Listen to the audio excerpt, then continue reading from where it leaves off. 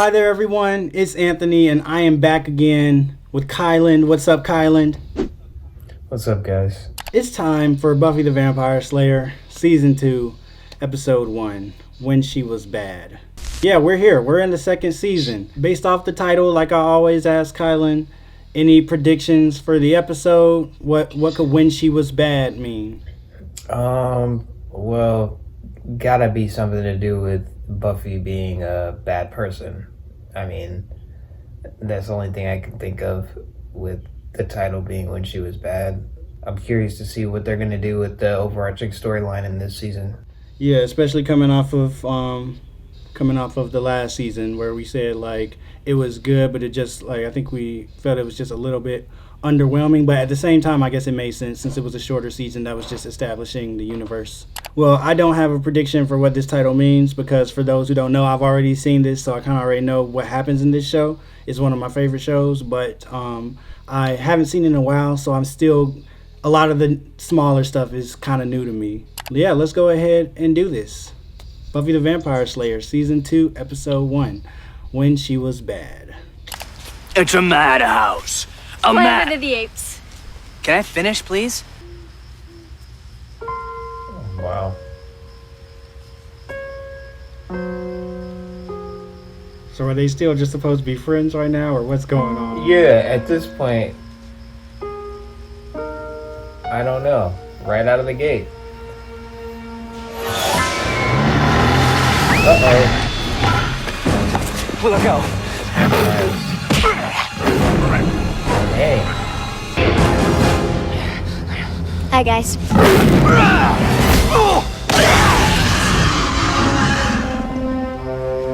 Miss me? There's Buffy. Yeah, that was one way to enter. Yeah, for sure. Well, yeah, that was a very interesting opening scene. At first, I was like, is Xander just doing his thing again, where he does stuff that's obviously going to make Willow like him without actually acknowledging it? But then it seemed like there was actually something going on. Yeah, really. Oh yeah, I'm curious to see what's going on with Angel again. Oh yeah. So how did you guys fare? Did you have any fun without me? No. Well, our summer was kind of yawn-worthy. Our biggest excitement was burying the master. That's right, you missed it. Right up by that tree. Willow's like, Giles yes. buried the Xander's bones. like, no. We poured What's up holy with that? water, and we got to wear robes. Very intense. You should have been. I mean, it's incredible. Uh-oh, the whole One day the gang's here. campus is completely bare, empty. The next, That mean principal. there are children everywhere. Children Like locusts, everywhere. crawling around. Every time a pretty girl walks by, every boy turns into a gibbering fool.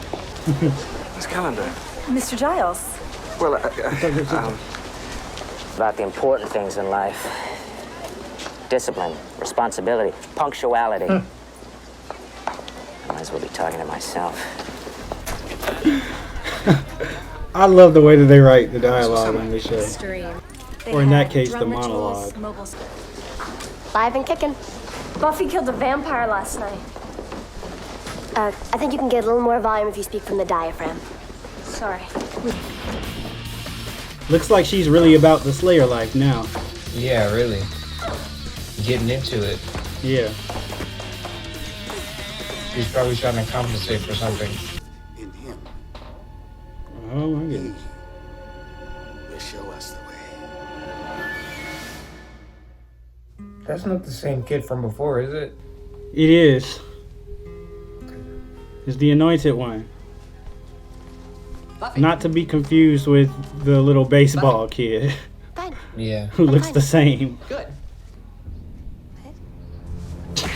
What? Wow. It was all a dream. That was. I used to read Slayer Life magazines. That was like so unexpected.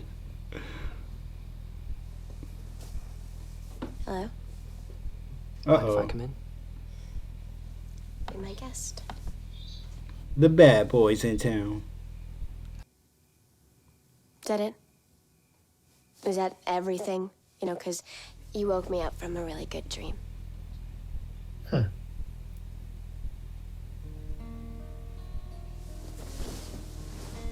I just noticed they were talking about dreams in that dream. That's funny. Yeah, they were. Why did you just get like 20 times more sad when this music started playing? Seriously. Sarcasm, right? We should attend, no? Oh, look, it's the Three Musketeers. Is that an insult? Kind of like lunch. The Three Musketeers were cool. Are they a real band? I just think something's know. up is all. So apparently it is a real band because they placed a copyright claim on this video when I first tried uploading it. So shout out to Chibo Mato. You got something on your nose.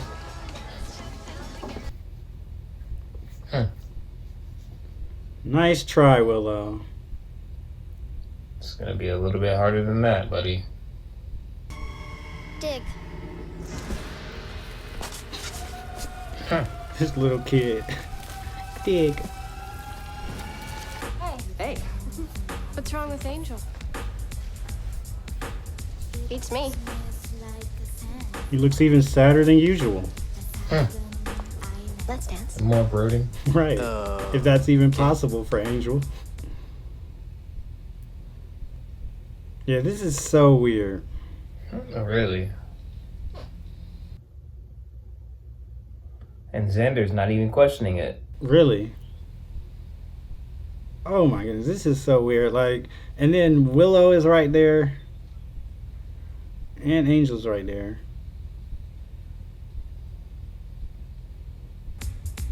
Did I ever thank you for saving my life? Don't you wish I would?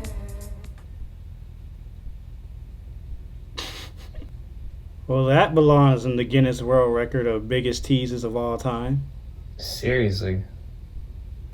You know, we've never really been close, which is nice because I don't really like you that much, but you have on occasion saved the world and stuff, so I'm gonna... How does Just see Cordelia if manage Angel to feels compliment like dancing. people when she insults them and insult them when she's trying to be nice? Seriously. And how did Buffy not hear that there were vampires abducting her, like, right there?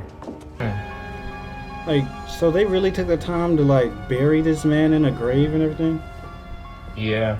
I mean, I guess that's why they consecrated the ground, but why not just, like, burn or destroy the bones? Yeah, that would have made a lot more sense. But I guess, you know, I say that having seen Supernatural, this was years before Supernatural, so I guess they didn't know yet. They had to wait until Supernatural came out to know. That's the only I'm just explanation that playing. makes any... They simply have what you Americans refer to as issues. Her experience with the Master must have been extremely traumatic. She was, for at least a few minutes, technically dead. I don't think she's dealt with that on a conscious level. Xander just stood up for Willow against Buffy, though. Some things I can just smell. It's like a sixth sense. No, actually, that would be one of the 5. That's Summer's girl. Trap. You're playing straight into their hands. I can handle this. Stop saying that. God, what's wrong with you? Cordelia may be dead. This is my fight. Dang, pride cometh before the fall, mate. Sure you don't mean my neck? Why are you riding me? Kick my ass. Don't you have somewhere to be? I was just thinking that. Really? The person or persons who were with him when he... It is a trap. Damn. It just isn't for her. Oh, snap. Watch her. Don't kill her unless you have to. Buffy.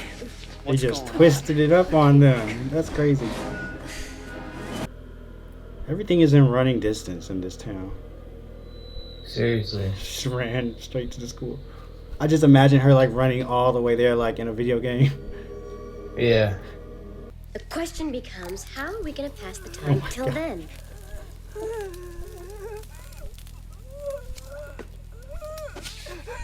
So, one more time. Dang, that's one way to do it. Yeah, for real. Huh. The way they're like hanging down like meat sacks. oh my goodness. And then there's the masters. For the dark. The dark.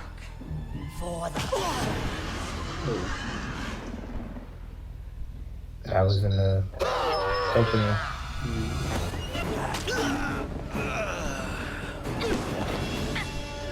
Is that what this is for her? Therapy? Yeah, it looks like it. Like all it takes She's is a really stake. getting a lot out of her system right now. Exactly. All it takes is a stake to the heart. She was doing like somersaults and throwing boxes on people. To a sticky paste. Oh, that's crazy.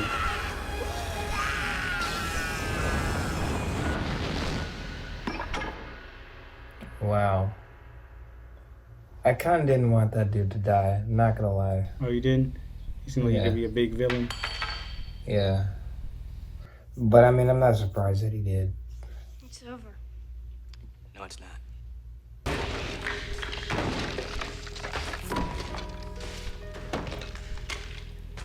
Now that's therapy right there. Yeah. Pure catharsis. Very symbolic. And you know what the worst part is? It stays with you forever. No matter what they tell you, none of that lust and blood and grime comes out. I mean, you can dry clean till Judgment Day. You are living with those stains. Road said, what's the It's like half the stuff they say on the show has two meanings. Is that an upside down cross? There's a Real rumor odd going around feature of that, her. Mr. Cox Really? is the most boring teacher in the entire world. Like, I think he won a belt or something. 666 in this mug. Like, yeah. Well, I hear you know. O F W G K T A D G A F L L B B L S B F B N. So we bronze Oh anytime. man, those Wednesdays are kinda the days. Well, we could grind our enemies into talcum powder with a sledgehammer, but gosh, we did that last night. And they're all talking. Yeah, really. This is such a cheesy song to like play out to. Especially after that episode, like all like torturing vampires, putting crosses down their throat, and then we end with ding ding ding ding. All right, so what do we think about episode 1? Episode 1 of season 2. Yeah. I enjoyed it. I thought that Buffy's characterization this episode was really interesting.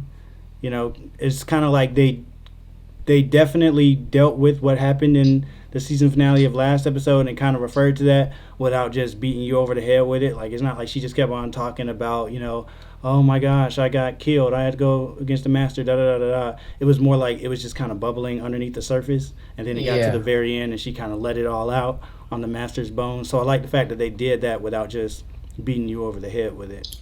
Yeah, it's definitely you could see the consequence of what was happening to her. And I think they handled that very well, especially for the first episode too. Like, rather than they didn't wait too long to acknowledge it or like acknowledge it too quickly. They kind of like they handled it very well. Yeah, I think it was a cool way to start the season off too. Like, I mean, we didn't get into like I guess a new villain yet, although I guess it did kind of set up the Anointed One as maybe being more important than he's seen before, for sure. Mm-hmm. It was a nice little way of, I feel like, transitioning us into a new season while just not really wrapping up what happened last season, because last season wrapped up itself, but providing the closure that I guess we still needed from that and whatnot. I really enjoyed the writing of this episode in terms of the dialogue and everything. It just felt like it was so many witty conversations. Mm-hmm. Yeah. Lots of double entendres. Mm-hmm. Right, exactly. It really was, because like the principal talking about, I might as well just be talking to myself, when he really was talking to himself. Yeah, that was pretty funny. And Cordelia, everything that she says is always like, you expect it to be one thing and then it's another thing.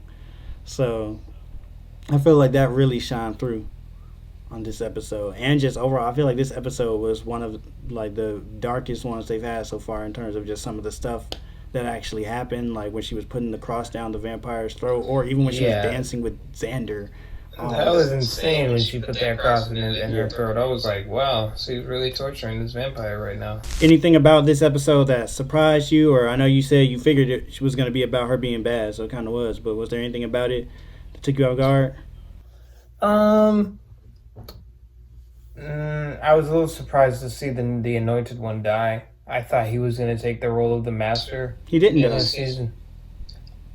No, not the Anointed One. The black dude. Yeah, the black dude. Yeah. Excuse me, not him. Yeah, because they look really similar. I can see how you got them mixed up. No, they don't. I was like, there's no way they're gonna kill him. He's gonna be like second in command to the Master, or to the Anointed One. Or if they figure out what the Master would like, bring them back to life, like. Mm-hmm. Oh yeah. I figured. But no, I'm not upset or surprised that he's dead. Like, I mean, like, not that I'm not surprised, but I'm not too surprised. Like, it makes sense that they did. Like, I can see why they would have done that. Yeah, it is. I'm glad they got the Master kind of completely out of the way now. Like, I would hope that after her destroying his bones, that means they don't have to worry about him no more. Because it's like you never want to see like a show, stick to something for too long. Like, it's like once the season is done. Yeah. Yeah, this was a good way to refresh everybody's memories, I think, without, like you said, without forcing it down everybody's throats to what happened. One thing that I always like about TV shows, personally, at least, I guess, especially with these type of shows that were on, throughout the year, I kind of like to see the growth of the characters, especially between seasons, because it's usually like a time jump from one season to the next. So what did you think about the characters like Xander and Willow and Cordelia and all them in this episode in relation to last season? Well, with Xander and Willow, I feel like their relationship is definitely going to flourish a little bit more. I think Willow might grow to actually say something to Xander about how she's feeling. And then I think Xander might actually pay attention to her in a way that he hasn't before. I think Buffy and Angel, I think their relationship is also going to flourish as well, too.